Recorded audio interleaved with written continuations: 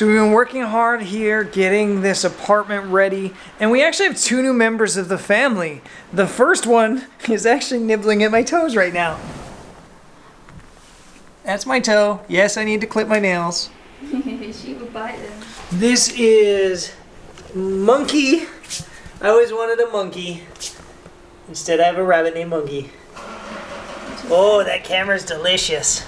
You chasing me because you like head scratches, right? Oh yeah. So that's Monkey. She's super cute and really friendly, actually. Like really friendly. She'll come and hang out with us all the time. She's got a mansion on the inside to hang out in.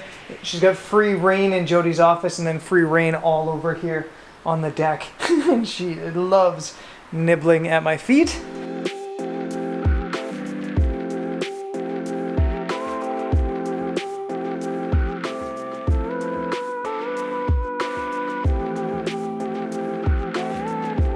That's family member number 1. Family member number 2 that's new, I'm going to introduce to you out in the field. Let's go take some pictures.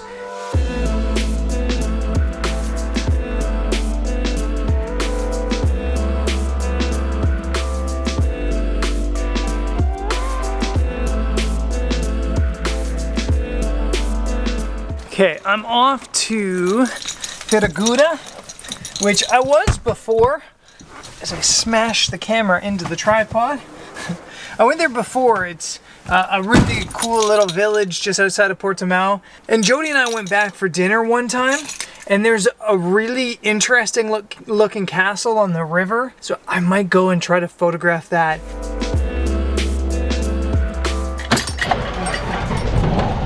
New friend, awesome car, perfect country. I feel like I'm winning at life. This photography thing though, well, today I'll share 6 photos, and none of them are really any good.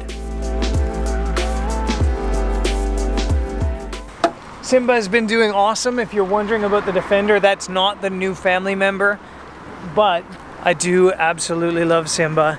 I wondered if I was gonna have regrets with the Defender, and honestly I haven't. I love it so much that when I'm driving around I just assume that everybody must be jealous. That's how I feel. That's when you know you really love something. Simba's a 1999 Defender 90, and in case you didn't catch that video, there's a link in the top corner showing it off. Look at this. I have no idea what this giant plant is, but it's like giant cotton buds for your ear.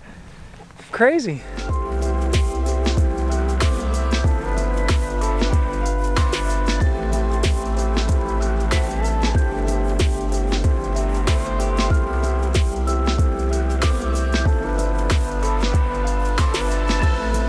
So this is the castle right here. The tide's receding right now.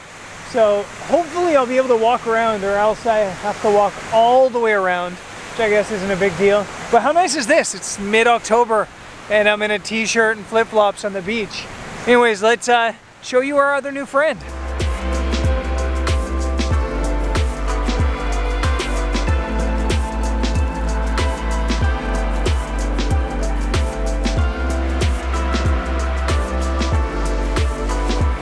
So like Monkey, ooh, I'm falling over. So like Monkey, this new family member is also tiny. This is the Mavic Mini. It's just version 1. It's nothing crazy or special or anything like that. My drone, I didn't feel like packing it around.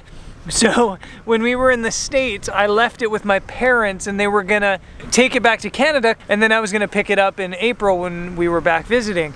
But of course, we never went back in April or May, and now it's October, and I've been finding it very hard not having a drone. So I bought this little tiny Mavic Mini just to be able to get some footage here and there. I think so often with these videos, it's really hard to show you guys like the environment around what I'm shooting, and sometimes it's crazy epic on the cliff sides, and it's been hard to get a diversity of footage. So I've got this drone, and hopefully the footage is okay.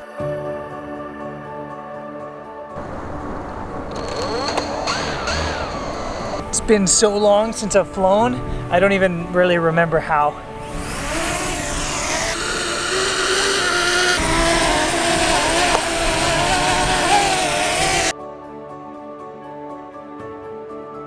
This drone obviously needs a name. I'm thinking about Bluetooth because it never seems to connect properly. As I'm watching the footage back, it works. But on the controls, it was glitchy, jumpy, and I lost connection with the drone at one point for nearly 5 minutes. Still, it's worth the struggles. Getting aerial adds a new perspective, angle, and most importantly, it distracts you from the fact that I'm gonna fail as a photographer today.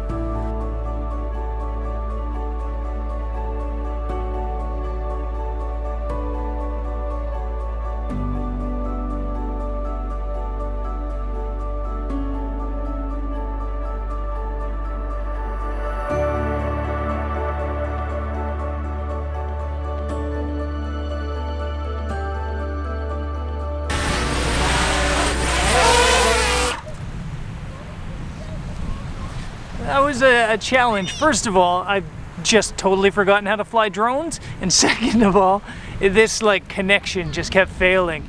But I got some footage. I hope it was smooth, because it didn't feel smooth on the camera.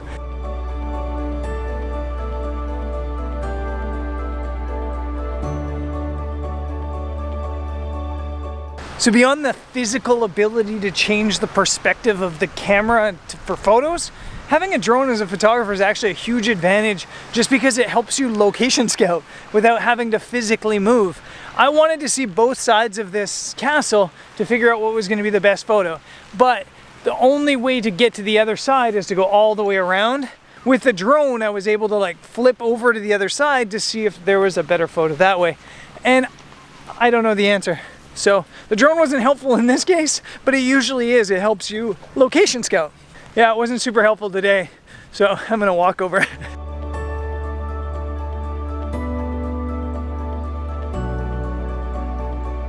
I want to show you guys this because I thought this was really cool. During lockdown, Portugal installed this at every single beach, or most of the major public beaches that I know of, and it basically tells you the occupation level and when it's full and when you can go to the beach or not. So here it says there's 40 people on the beach right now and it's low occupation. I don't know what the max number is. Oh, 2,100. So we're probably good. But yeah, really cool. Portugal's been very, not innovative, but very proactive when it comes to this sort of stuff. So it's been good to see. This is called Praia Grande, Big Beach. And hopefully there's a photo. I can see kind of like a huge walkway out to something out there as well. That's quite a ways away. But yeah, we'll focus on this beach. Let's find a photo. I think I've been spending too much time with Monkey the rabbit because my attention span is about 2 seconds today. I need to focus.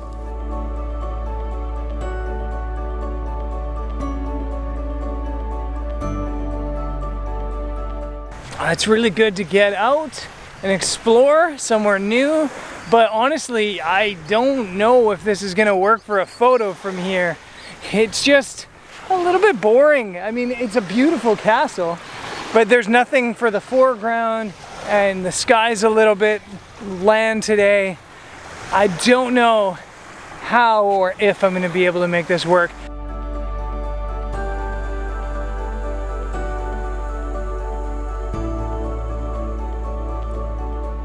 Kind of hilarious. I just walked all the way around, and now the tide's low enough you can just literally just walk along the beach.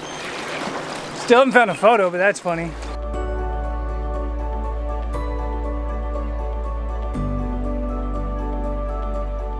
It's one of those places as a photographer you really don't want to give up on it because it is really cool. I mean, it's a castle on a river with the ocean right there, and it is absolutely stunning.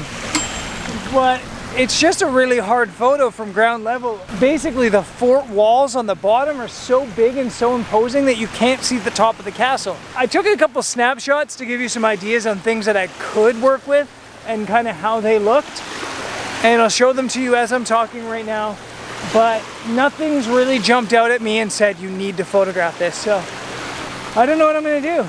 The worst thing about making videos about your photography excursions is you see the photo within the clips as you edit.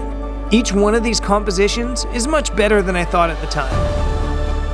I hate being defeated by a location, but I feel like at least at low tide right now, I'm defeated. It might work better at high tide with some waves crashing up if that ever happens on a river, maybe in really high wind, but right now I'm gonna cut my losses and I'm gonna drive to the beach to see what that giant wave break looks like. The hindsight regret I have leaving this location is like reverse FOMO. It's the realization I left a good photo for no photo. The wave break at the mouth of the river is pretty epic, but is there a photo here?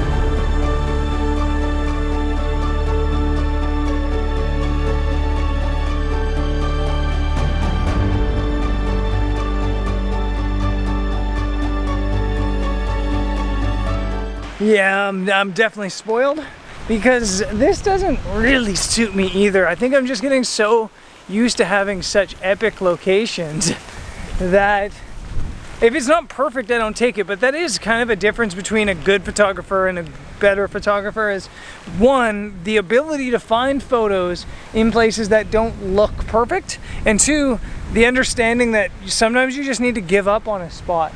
And this is a really cool spot. You have this giant wave break behind me that you can walk out on, but with it being low tide, it's boring.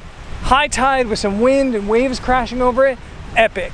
Right now, not so epic. So I'm gonna be lazy and go and shoot the classic shot.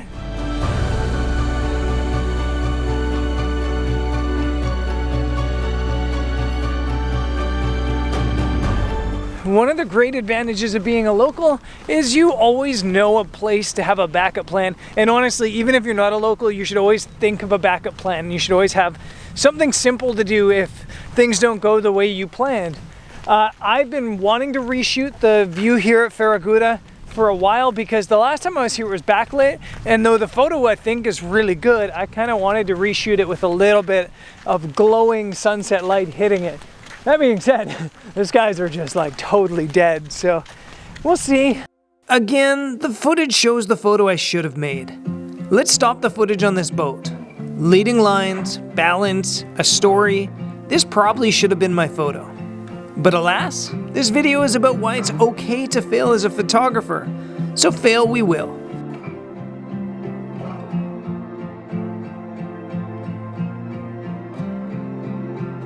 Strung off some lights in LA, baby. Made us a place of our own desire. Moment of truth, the sun's literally on the horizon right now. So I've got to try to take a picture. I think I'm just going to take out the long lens, 70 to 200, and wish for luck. You had too much, but I won't say it. We all have our own medicine. Watching the Costa records playing. So in the end, I'm doing a pano. I'm way back here because you need to be this far back when you're trying to compress something like this. So I'm doing a pano with the 24 to 70. I have the leveling base on my three-legged thing. This is actually the leveling base from a different tripod than Winston. I put Winston's legs on because they're way sturdier, but the leveling base is awesome. So as long as the leveling base is level, I can just spin this and I have my pano. So I'm shooting in manual. It looks like F11 5 seconds. And yeah, I'm literally just gonna take photo and photo and photo and photo. Before I take my first photo, I'll put my hand on half of the frame just to tell myself that that's where the pano starts. And then on the last one, I'll put my hand on the other side of the frame to say that that's the one after it ends, just so I remember they were panos.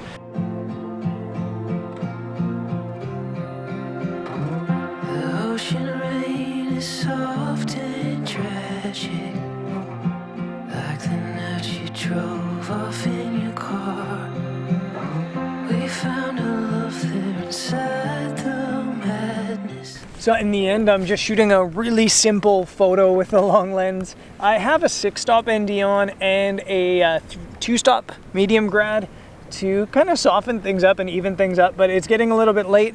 I just kind of waited for blue hour because I thought maybe the blue light would contrast and town would light up, and it is a better photo.